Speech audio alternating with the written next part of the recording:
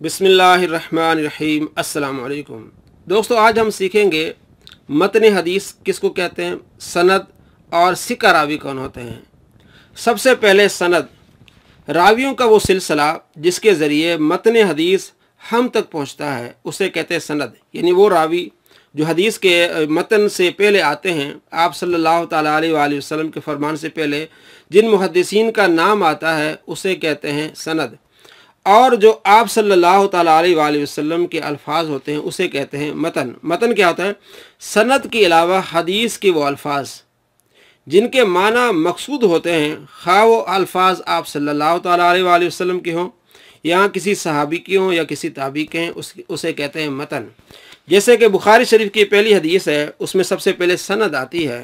ठीक है, जैसे हदसना हुमैदी अब्दुल्लाह बिन ज़ुबैर क़ाल हदसना सुफ़ियान अन यहया बिन सईद अंसारी क़ाल अख़बरनी मुहम्मद बिन इब्राहिम अतैमी अन्नहु समिअ अलक़मत बिन वक़्क़ास अल-लैसी यक़ूल समिअतु उमर बिन ख़त्ताब रज़ियल्लाहु अन्हु अलल मिंबरी क़ाल समिअतु रसूलुल्लाह सल्लल्लाहु अलैहि वसल्लम। तो यहाँ आप सल्लल्लाहु ताला अलैहि वसल्लम से ऊपर जो सहाबी उमर बिन ख़त्ताब से लेकर हज़रत इमाम बुखारी तक ये सारे ये रावी हैं।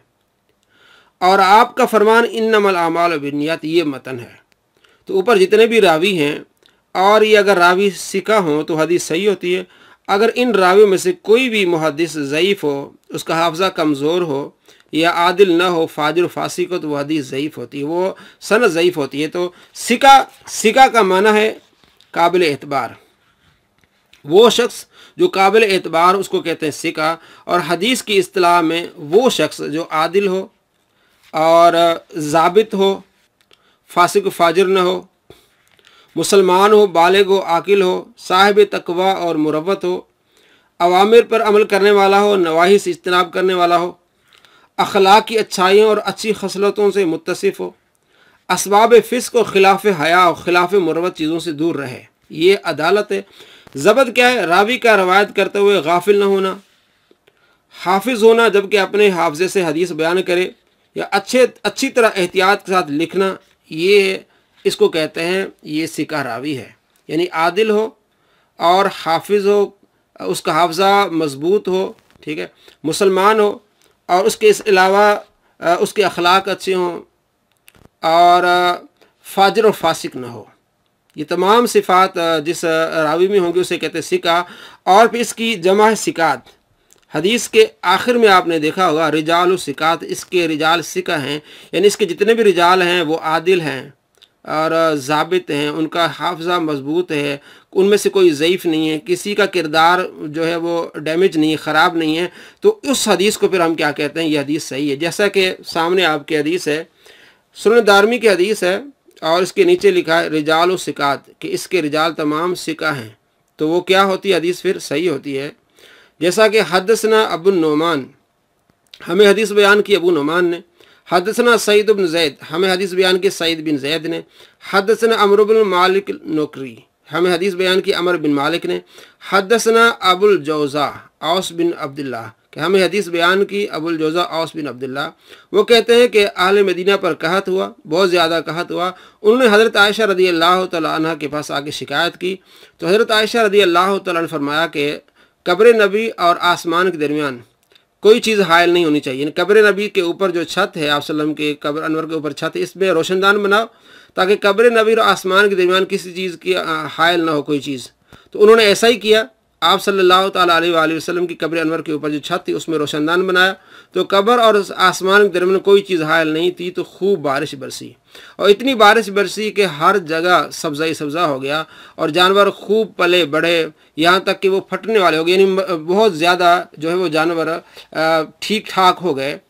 तो उस साल को फटने वाला साल कहा गया। तो इसके नीचे लिखा है रिजाल सिकात, इसके तमाम रिजाल क्या हैं? सिका हैं। तो यह हदीस सही है। तो यहाँ ये भी मालूम हुआ कि ये भी एक वसीले का तरीका है कि हज़रत आयशा रज़ियल्लाहु तआला अन्हा ने फरमाया कि सरकारी दो आलम सल्लल्लाहु तआला अलैहि वसल्लम की कब्र अनवर से लेकर आसमान के दरमियान कोई चीज़ हायल ना हो तो बारिश होगी। और जो बुखारी में हदीस है 10-10 1010, हज़रत उमर बिन ख़त्ताब रज़ियल्लाहु तआला ने हज़रत अब्बास का वसीला लिया और दुआ की कि हम सरकार दो आलम सल्लल्लाहु तआला अलैहि वसल्लम का वसीला लिया करते थे। آج ہم عباس کا وسیلہ لیتے ہیں، بارشیں عطا فرما بارشیں ہوتی ہیں، تو یہاں کچھ لوگ یہ لیتے ہیں کہ بھئی سرکار دو عالم صلی اللہ تعالیٰ علیہ وآلہ وسلم کا وسیلہ اگر جائز ہوتا تو حضرت عمر لیتے ہیں۔ ہم کہتے ہیں کہ حضرت عمر نے اس چیز کا جواز بیان کیا کہ آپ صلی اللہ تعالیٰ علیہ وآلہ وسلم کا وسیلہ بھی لیا جا سکتا ہے اور آپ کے پیاروں کا، اور دوسری احادیث سے ثابت ہے کہ آپ صلی اللہ تعالیٰ علیہ وآلہ وسلم کا وسیلہ لیا گیا ہے، اور ان میں سے ایک یہ بھی ہے جس میں حضرت عائشہ رضی اللہ تعالیٰ فرمایا کہ تم قبر انور سے لے کر آسمان کے درمیان کوئی چیز حائل نہیں ہونی چاہیے، بارش ہوگی تو اگر صرف یہ ہوتا کہ آپ صلی اللہ تعالیٰ علیہ وآلہ وسلم کے پیاروں کا ہی وسیلہ ہوتا تو حضرت عائشہ رضی اللہ تعالیٰ عنہ حضرت امام حسین کو لے آتی ہیں، امام حسن کو لے آتی ہیں، حضرت علی رضی اللہ تعالیٰ عنہ کے پاس جاتی ہیں، خود دعا کرتی ہیں، بارشیں ہو جاتی ہیں، لیکن یہ بھی بتا کہ یہ بھی ایک وسیلہ ہے۔ اسی طرح طبرانی میں حدیث ہے 8311 جس میں حضرت عثمان بن حنیف رضی اللہ تعالیٰ عنہ ان کے پاس ایک شخص آتا ہے کہ آپ صلی اللہ تعالیٰ علیہ وآلہ وسلم کے تم صحابی ہو، تو میرا کام نہیں ہو رہا، میں عثمان غنی کے پاس جا رہا ہوں۔ تو حضرت عثمان بن حنیف کہتے ہیں کہ تم وضو کرو، 2 رکعت نفل پڑھو اور دعا مانگو، اللہم انی اسألک واتوجہ الیک بمحمد نبی رحمہ، یا اللہ میں نبی رحمت صلی اللہ تعالیٰ علیہ وآلہ وسلم کا وسیلہ لے کے آپ سے دعا کرتا ہوں، یا محمد، اے محمد صلی اللہ علیہ وسلم آپ کا وسیلہ رب کی بارگاہ میں پیش کرتا ہوں، یا اللہ میرا یہ کام ہو جائے۔ تو حضرت عثمان بن حنیف نے اس کو یہ وظیفہ جو وہ سکھایا، وہ شخص گیا، انہوں نے ایسا ہی کیا اور نماز پڑھی، نماز پڑھنے کے بعد دعا مانگی، دعا مانگنے کے بعد حضرت عثمان غنی رضی اللہ عنہ کے پاس گیا، ان کا کام ہو گیا، تو واپس آیا حضرت عثمان بن حنیف کے پاس کہ آپ کا شکریہ، آپ نے میری سفارش کی۔ تو آپ نے فرمایا میں نے سفارش کوئی نہیں کی، میں موجود تھا آپ صلی اللہ تعالیٰ علیہ وآلہ وسلم کی بارگاہ میں، تو آپ صلی اللہ تعالیٰ علیہ وآلہ وسلم نے ایک نابینا شخص آیا، اس نے کہا یا رسول اللہ آپ دعا کریں میری بینائی لوٹ آئے، تو آپ نے فرمایا تم صبر کرو تو بہتر ہے، اگر کہو تو میں دعا کرتا ہوں۔ اس صحابی نے کہا یا رسول اللہ آپ دعا کریں، تو آپ صلی اللہ تعالیٰ علیہ وآلہ وسلم نے انہیں یہ جو ہے وہ دعا سکھائی، جیسے کہ ابن ماجہ میں حدیث ہے 1385، تو اس وقت میں موجود تھا، وہ دعا میں نے یاد کر لی، تو وہ دعا میں نے آپ کو سکھائی۔ تو اس سے معلوم ہے ہوا کہ صحابہ کرام علیہ رضوان آپ صلی اللہ تعالیٰ علیہ وآلہ وسلم کے جانے کے بعد بھی آپ کے وسیلے سے دعائیں کرتے تھے۔